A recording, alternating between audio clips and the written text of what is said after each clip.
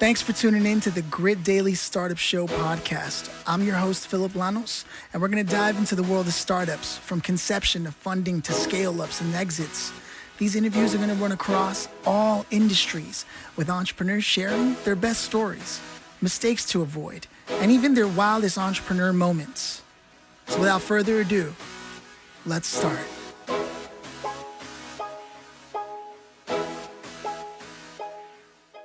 Okay, Dr. Anmol Kapoor, thank you so much for stopping by. We had a chance to catch up just before we hit record. I can tell this is going to be a good one. First of all, how are you? Let's let everybody feel your energy. Thank you. I feel amazing. This is a beautiful sun outside. Summer is in full swing. I love being here. Yeah, man. Look, I got to say, when I was researching, knowing that this conversation was coming up, I started looking at the fascinating world that you live in. And I was asking myself, how can I open this up in a way that will truly be unique?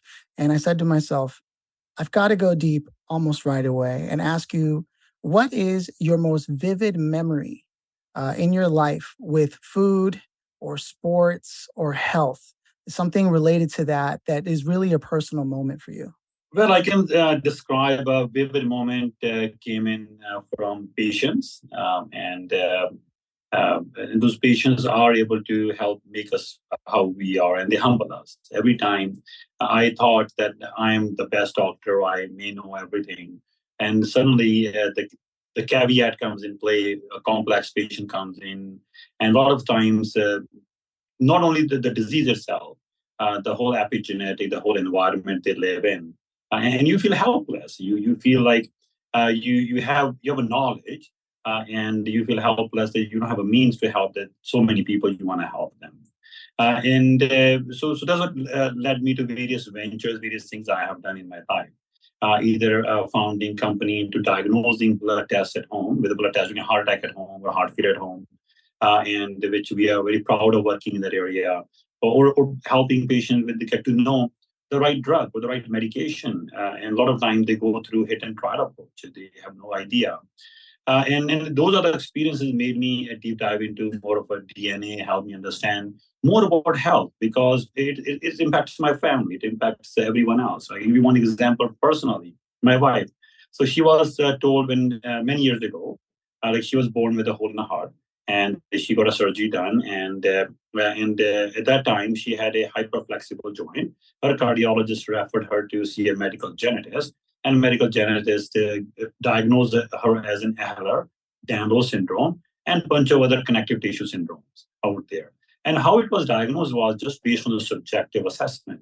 Okay, can you flex your hand like this? Can you touch like this? Can you flex your elbow? Whatever you can, basically, the criteria they do plug in, scoring system. And they say you have a probability of this syndrome there. And she lived like this syndrome for 20 years.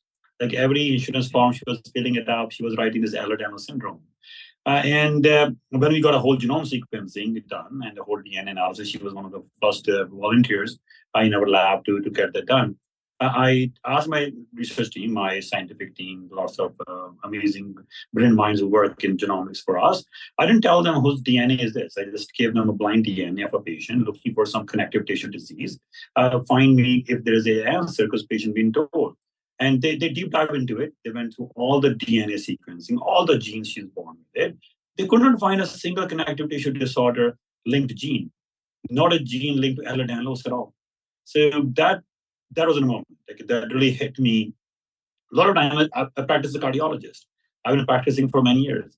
A lot of time I'm putting patients into a box. I'm trying to put it into the box from my preconceived biases, from the knowledge we have, from the experiences we have. But that box, we are putting a patient in that box there, but we could be wrong sometimes. But now the patient is going to live with this box for the rest of his life or her life. And that's what happened to her. So she was living with it. There's no Ehlers-Danlos gene. There's no gene of any kind. She just happened to be hyperflexible. Some women are hyperflexible versus men. And this is how the misdiagnosis happened in her life. Oh my goodness. Yes. I myself have had some situations in the hospital, actually fairly recently, that were all subjective and procedures were done based on subjective information. So to hear this story come personally from you, I can see how the passion and the dedication to pursue this even further and to provide as close as we can this empirical data to make real decisions based on real data, not Yeah. some shot in the dark. I can see how this journey began. Wow. And so when your team saw this and you began to work on this, what was the moment for you when you realized, BioAro, this is a thing that can really change the game? Was it based on just those results or did you need more?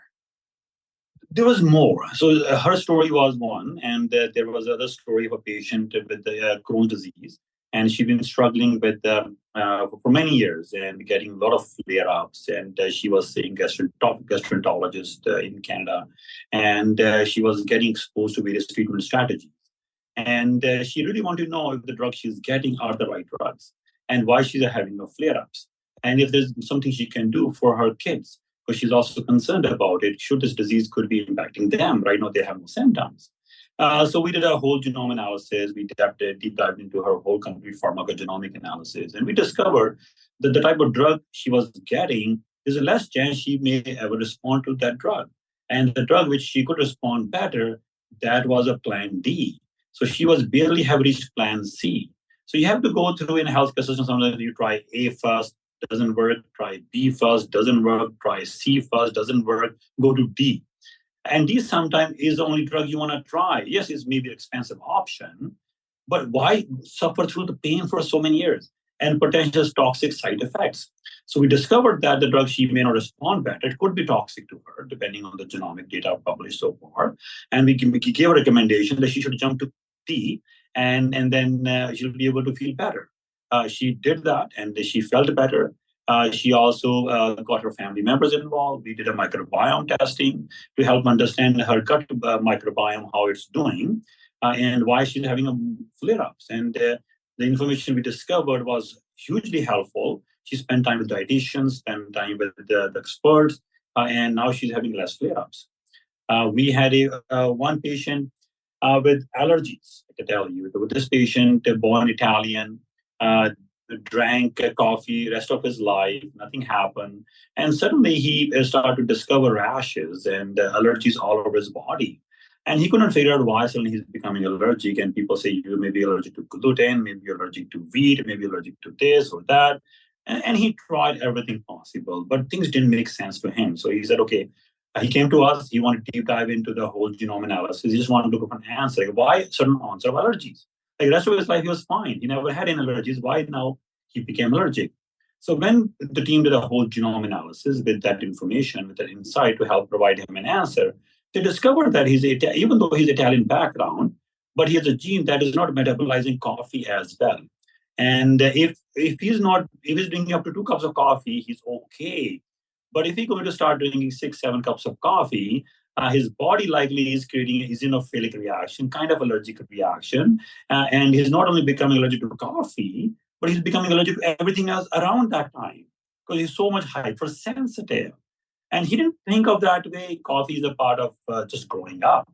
And he was working a lot and keep drinking more coffee just to stay up, be productive.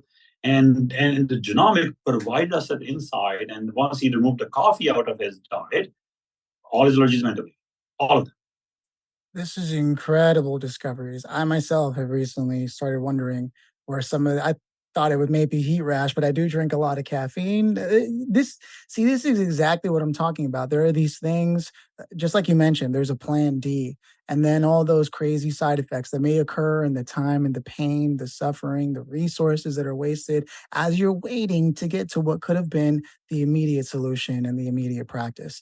I am so excited that you decided to pursue this path and with the way that you have with your team, because now one of the things that I think is most important to talk about is, a lot of people look at the way healthcare is right now, and there's so many different politics involved will make things happen. And yet I love what I saw that you're actually looking forward to making sure this thing hits the mainstream. And one of the decisions you decided to do was to step into the sports world, right? Now, if I'm correct, you with BioAro have decided to partner with Hayden Mayer, aiming for expansions into sports genomics. You've got to tell me more about how this decision came about. Well, it all came about. if you remember, a few months ago, there was a famous scene happen, tragic, when someone was playing football and he collapsed. And yes, thankfully they revived him. And that pretty much brought the whole story. As a cardiologist, we talk about sports and heart disease risk, hypertrophic cardiomyopathy, and many other conditions that can put someone at risk for sudden cardiac death on the sports field. So question was, could genomic can provide us better answer than just a normal ultrasound testing we do? And when we have access to whole DNA analysis, not just a random panel analysis, from there we learned that not only the sports people, sportsmen or women who are at higher risk for certain death, they're not even getting properly screened. They're not even getting proper tested to make sure they don't have the disease. I can give you one example. I had a patient whose sister was diagnosed with a hypertrophic cardiomyopathy, meaning the heart muscle is bigger and she's at a high risk for sudden death potentially, and she's getting a follow by cardiology team. But naturally, they wanted to get her family members to be screened. So he got screens. He came in. I did a heart ultrasound for him, and his heart ultrasound did not show any impact of disease in his heart, thankfully. But that does not mean he could not have a disease occurrence later on in his life, because one of his family member has a gene potentially, and he could have that gene too. It's just a matter of time. Sometimes you have a gene, they don't express themselves later in life. And the disease sometimes occurs a little bit later in life for him. So I gave him two options. I said, one option is we check your heart ultrasound every year. The rest of your life, we don't know when you will have a disease occurrence. And this is what the guidelines recommend, that try to screen a patient and once in 2 years, if very competitive high sports they play, at least once a year, to make sure that the heart is not remodeling and they put them at high risk for sudden death. And the second option is we can do a genetic test. And if it's all negative, you'll never ever have to do ultrasound rest of your life. You can go ahead and play your sports you want to play. You really want to be a football player. And I said, okay, sure, let's do genetic testing then. So we did a genetic test, and thankfully he does not have a gene. So even though his sister got it, but he didn't get it. So now he had a choice at that time. Either rest of his life he could have been worried, would have given up on his hobbies, on his passion, and just believe that he may have a disease occur one day, and anxiety, the stress that could be creating for him and for his family and his kids and everyone else around him. Yes, his sister has it, but thankfully he does not have that gene.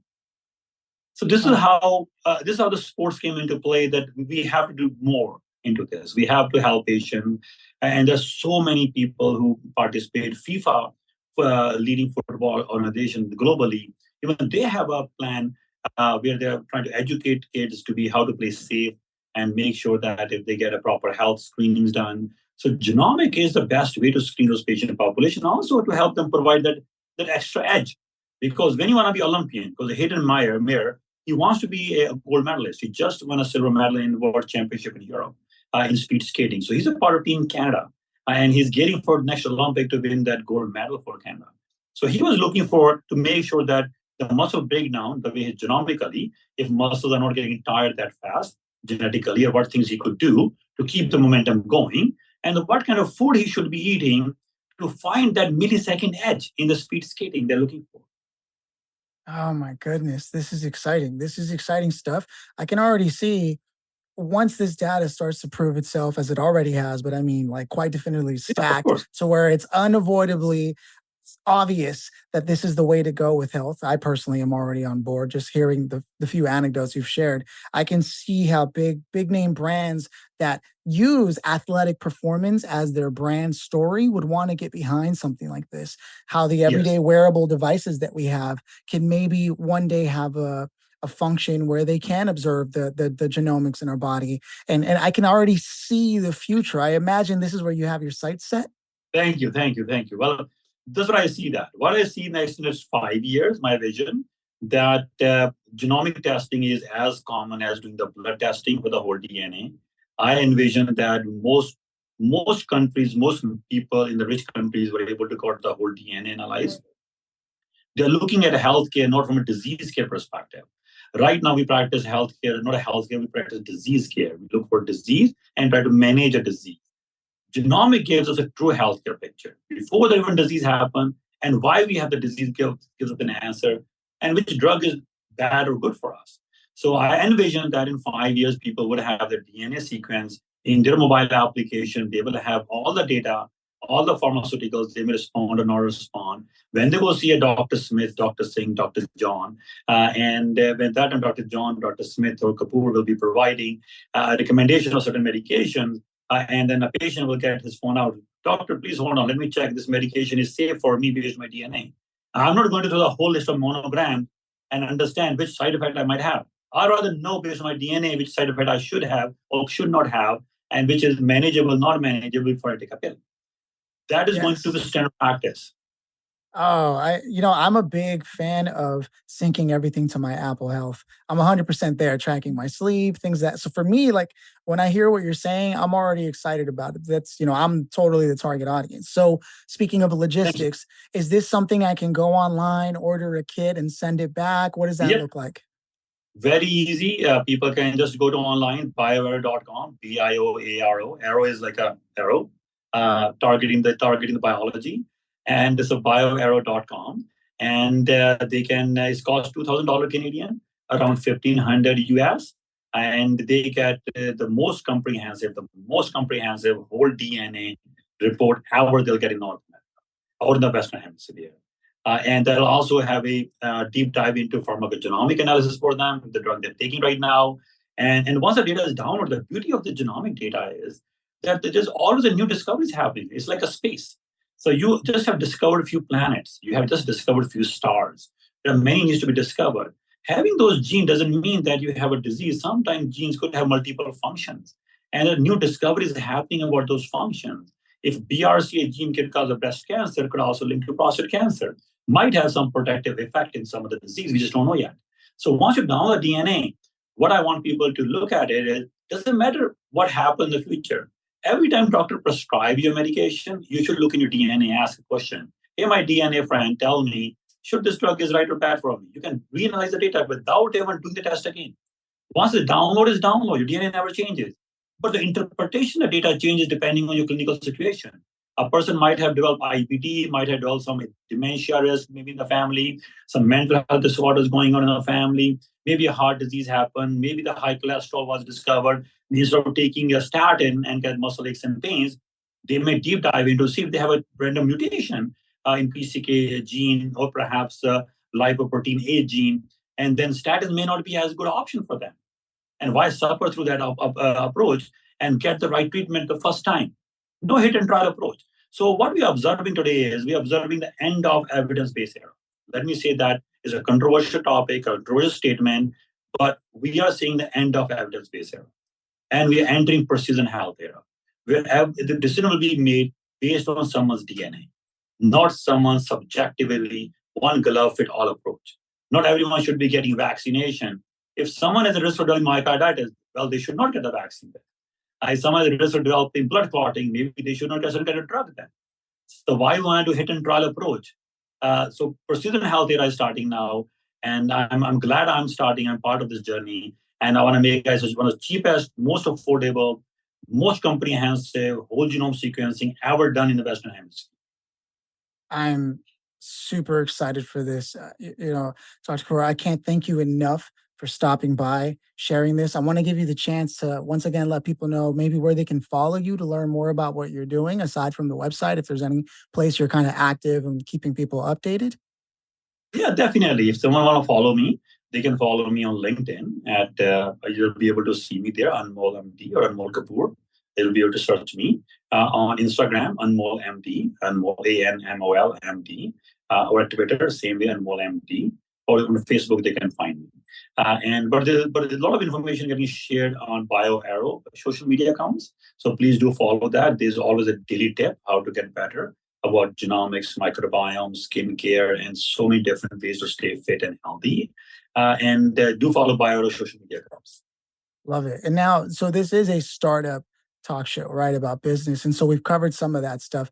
I always think to myself, these shows, they cover the stories, that's great. But sometimes when someone's listening and they could be a key partner to what you're doing, all they need to know is what kind of key partners you're looking for. So if I were to ask you, because this is a startup show, are there any key partners you're interested in working with? I want to put the platform out there now for anyone that's listening. I want to work with everyone because everyone has their own unique DNA. I don't want to lump them into a certain category or other category. I want to reach out to every human on earth, 8 billion people living. And it's quite possible they may follow certain clinics, certain doctors, certain hospitals. So if anyone following certain medical clinics, integrated medical healthcare centers, hospitals looking after cancer patients or complicated patient population, or pharmacies, um, or other religious institutions, you could call it, or military, veteran affairs. So anyone who's looking in answers now, they have an opportunity to get an answer for their patients, for their family members. And if someone is looking to pass on the DNA as a part of family heritage for their parents and grandparents, they should definitely sequence that because once the parents and grandparents are gone, it's hard to get the DNA. And if you're going to have the DNA as a pass on generation to generation, so the next generation is able to deep dive into it. Should they have any health issues? Right on. Look, Dr. Kapoor, thank you so much for stopping by. I'm very grateful that I got a brief chance to talk to you. I'm personally going to connect with you. I hope the listeners will too, because this is one of the most exciting conversations I've had about healthcare. I've had a few conversations, some people using AI to image scan things and things of that nature, but this is going down into the nitty gritty, as you said. And that's why it's It's the basics. BioAro. Exactly. BioAro. So DNA is the DNA. God, your parents, nature gave you. You have it. That controls your master key and unlock it and deep dive into it. Please, you do that. I would love to come on your show at that day. And I want you to share your experience and look at the report. I'm so excited. I would love to do that, actually. Awesome. Thank you so much, Dr. Anmol Kapoor. It's been an absolute pleasure having you. Thanks again for listening to Grit Daily Startup Show. I'm your host, Phillip Lanos, and I got to tell you, I'm very grateful to be able to do this, and I'm grateful that you sat through and listened to this conversation. I hope it brought you the insights you needed or the inspiration you needed to get up and get going. Big shout out to Jordan French, founder of Grit Daily. Can't wait to do this again. Be sure to subscribe. And for whatever you do, please leave us a review. That's how this show grows, and we can continue to bring you conversations just like this. Until next time.